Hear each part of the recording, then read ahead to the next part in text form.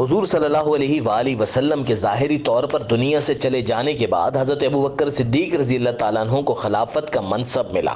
انبیاء کے بعد سب سے افضل ترین شخصیت نے اسلام دشمن قوتوں کا ڈٹ کر مقابلہ کیا۔ سیدنا ابوبکر صدیق رضی اللہ تعالیٰ عنہ کے دور میں مسلمہ کذاب نامی شخص نے نبوت کا جھوٹا دعویٰ کیا۔ بلا شبہ اللہ تعالیٰ نے نبوت کا سلسلہ حضور صلی اللہ علیہ وآلہ وسلم پر ختم فرما دیا ہے۔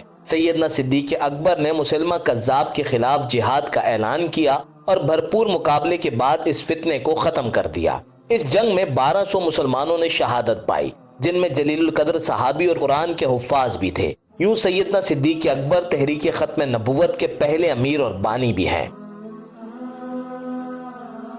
اسلامی جمہوریہ پاکستان کی تاریخ میں 7 ستمبر 1974 انتہائی اہمیت کا حامل ہے۔ اس دن پاکستان کے تمام ممبران قومی اسمبلی کی جدوجہد، کئی مسلمانوں کی شہادت اور قربانیوں کے بعد پاکستان میں قادیانیوں کو غیر مسلم اقلیت قرار دیا گیا۔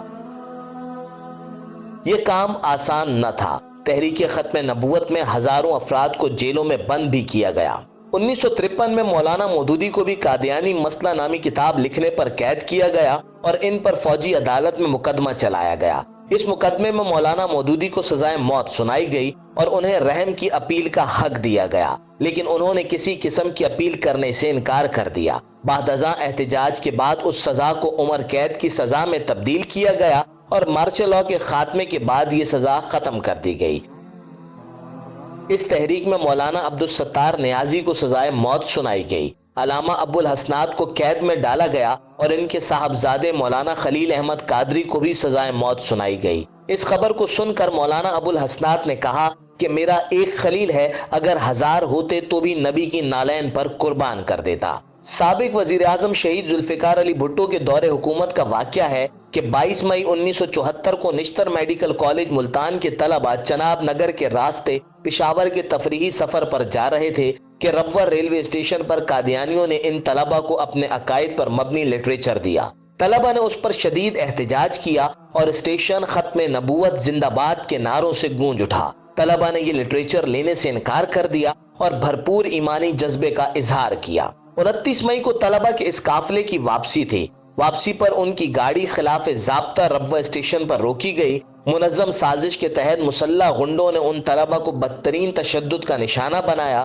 اس انسانیت سوز تشدد سے 30 سے زائد طلبہ بری طرح زخمی ہوئے۔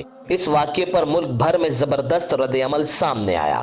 اس واقعے کے زخمی طلبہ کے ساتھیوں نے بھرپور احتجاج کیا۔ طلبہ کا احتجاج شدت اختیار کر گیا۔ یہ احتجاج طلبہ تک محدود نہ رہا بلکہ ملک بھر میں سیاسی و مذہبی جماعتوں نے بھرپور احتجاج کا آغاز کر دیا۔ احتجاج اور ہڑتال کی کال پر رسول اللہ صلی اللہ علیہ وسلم کے ہر ماننے والے نے لبیک کہا۔ اب ملک بھر میں قادیانیوں کو غیر مسلم قرار دینے کا مطالبہ زور پکڑ گیا۔ یہ احتجاج اب سڑکوں اور گلیوں سے ہوتا ہوا پاکستان کی قومی اسمبلی تک پہنچ گیا۔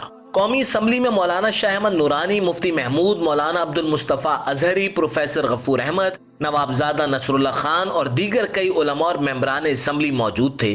فوری طور پر ان شخصیات کا اجلاس ہوا اور مذہبی و سیاسی جماعتوں پر مشتمل مجلس عمل تشکیل دے دی گئی۔ مولانا شاہ احمد نورانی نے 44 ممبران کے دستخطوں سے قادیانیوں کو غیر مسلم اقلیت قرار دینے کا بل پیش کیا اور 30 جون کو اسمبلی میں قادیانیوں کو غیر مسلم اقلیت قرار دینے کے لیے متفقہ طور پر ایک قرارداد پیش کی گئی۔ قومی اسمبلی کو خصوصی کمیٹی کا درجہ دے کر بل پر بحث شروع کی گئی۔ قادیانیوں کو اپنے دفاع کا پورا حق دیا گیا۔ یحییٰ بختیار کے ذریعے ان پر جرح کی گئی۔ آخرکار 7 ستمبر 1974 کو قومی اسمبلی نے متفقہ طور پر قادیانیوں کو غیر مسلم قرار دینے کی آئینی ترمیم پیش کی گئی۔ اس اجلاس کو فوج اور پولیس نے گھیر رکھا تھا۔ سیکیورٹی کے سخت انتظامات تھے۔ عوام کی بڑی تعداد قومی اسمبلی کے اطراف موجود تھی۔ 2 بجے فیصلہ کن اجلاس پھر شروع ہوا اور 4:35 پر قومی اسمبلی میں قادیانیوں کو غیر مسلم اقلیت قرار دے دیا گیا۔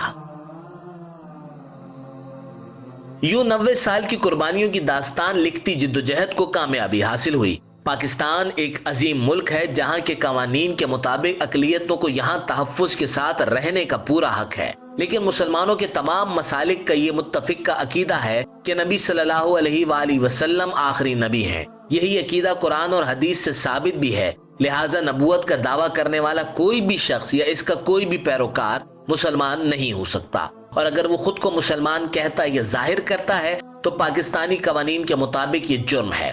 پاکستان کا ہر مسلمان شہری اپنے دینی عقائد کا پاسدار ہے، جبکہ ملک میں بسنے والے کئی عیسائی، ہندو اور دیگر مذاہب سے وابستہ لوگ بھی پاکستان کے قوانین اور آئین کے محافظ ہیں۔